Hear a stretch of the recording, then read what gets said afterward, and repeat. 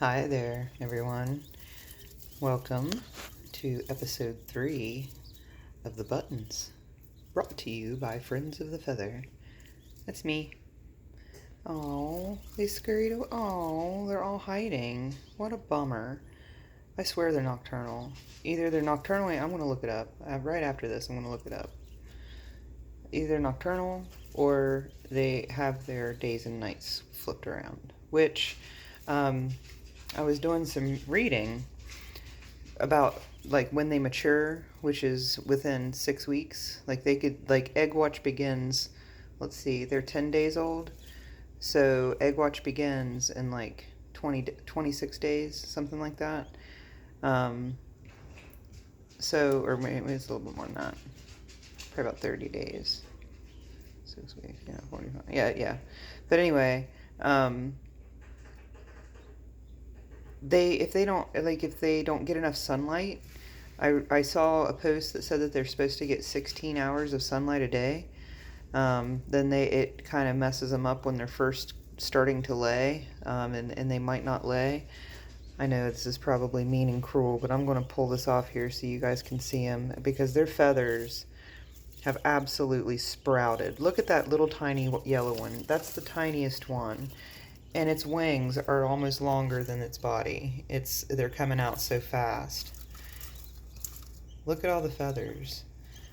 Yeah, I put this lid in here because I broke the bowl to it, you know? You know how you, like it's Pyrex. So, when you get a really good bowl and lid set and then you break the bowl, you don't want to get rid of the lid because you're like, man, this is a damn good lid. Well, that's what happened with this, and I've had it in my cabinet. And I thought, oh, well, that's really shallow. It would be a good thing to put their food in to get them away from the paper towel, right? Because I have to change that out every day, sometimes more than once a day. Look at that, little angel wings. Um, so I put this in there. Well, another thing that I read early on, which I didn't think about until I saw them skittering around on it, is that you don't want to put them in a container that has like a smooth surface. Like this plastic container, if I didn't have the hay in there, I would want to make sure I had like paper towels or something that has a little bit of texture so that they can grip it, or they get splayed legs. So I guess if they can't get traction on whatever surface it is they're walking on, then their legs won't grow properly. I thought that was pretty interesting. I was like, wow, who knew? And so when I put this in there, didn't even give it a thought. And the first time they got in there to eat, they started sliding around, and I was like, oh no, I forgot about that whole thing with them not being able to, to grip with a smooth surface. So I'm probably going to change that to something different. I'm thinking maybe even like just something with a like the Rubbermaid bowls that have like, or I think it's not Rubbermaid, it's Pyrex. It's the newer Pyrex with the plastic lids, and like those have a little bit of texture to them. I don't know. I'll figure something out. Maybe get something made of stone. Who knows? Who knows? Actually the dish that I have for Peggy Sue's water, that's really shallow, and it has some texture, so something like that might work. Of course, I'm not going to take Peggy Sue's water dish away from her. Look at those feathers. I'm just astounded at how fast these feathers are coming out on these babies. Look at that. The wing feathers are outgrowing the chickens' bodies. They're just I'm waiting until they can't fit in the toilet paper tube anymore. I'm glad I did that. That was a total whim, and they ended up loving it. I'm thinking if I get some more that peel off that cleanly, I'm gonna put them in there too, because they really really like that. Until they can't fit in them anymore, of course. But yeah, these guys are fun.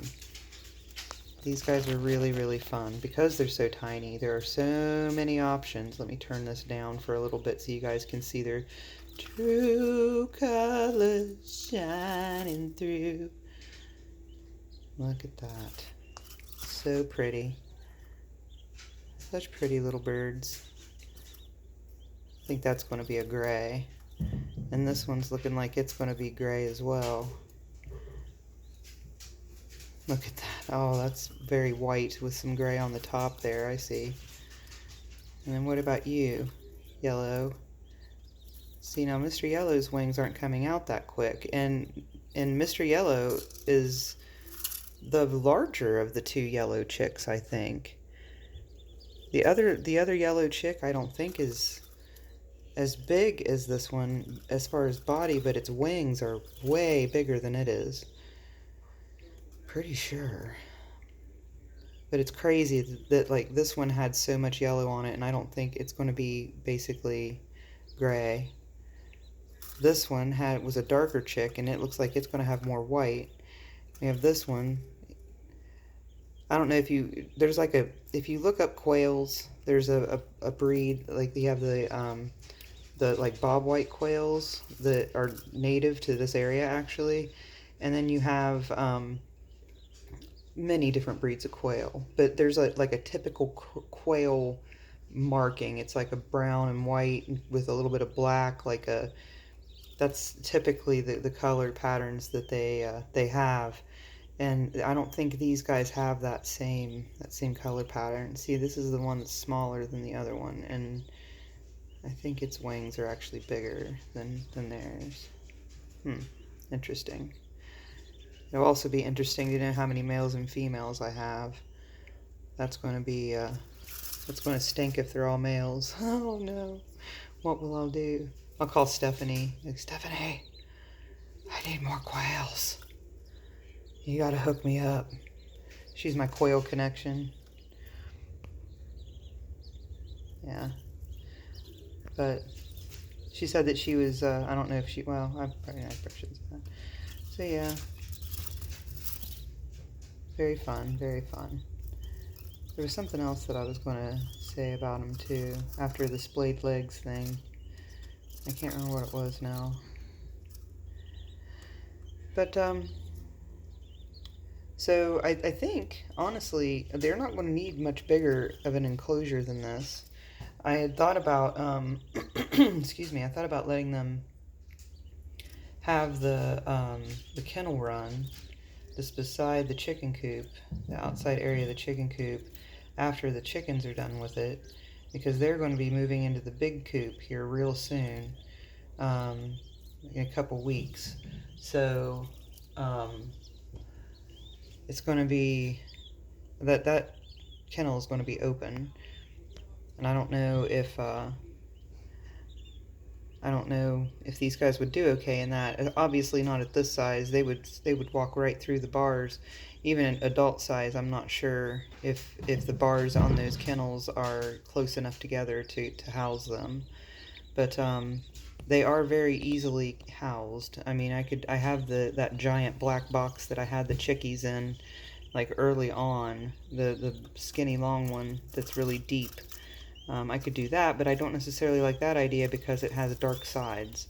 I think I would rather have them like in something clear, or just something that's maybe like 2x4 structure with hardware cloth. I know a lot of people that I've seen, and Stephanie, who I got these from, had them on just hardware cloth. The bottom of their enclosure was just hardware cloth, and it kind of looked like a rabbit hutch.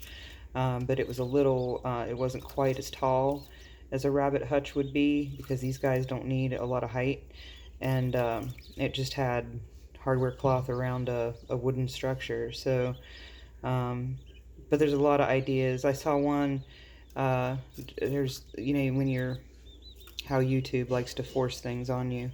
But I look up some quail videos, which I'm pretty satisfied with the quail videos at this point. But I keep getting them recommended to me, and one of the thumbnails was like this. It looked like a patio, like an entire patio that this guy had enclosed. It was like right outside his sliding glass door, and he had enclosed this entire space, and he just had a bunch of quails running around in this patio area. He had it covered in like pea gravel. It looked like little stones, little pebbles, and yeah, and it was really, he had like all kinds of plants in there, and it looked like a little quail forest. It was pretty cool. I was like, man, those quails are living the life right there, and they don't even know it. The quails are living better than me and they don't even know it. That's crazy. But okay.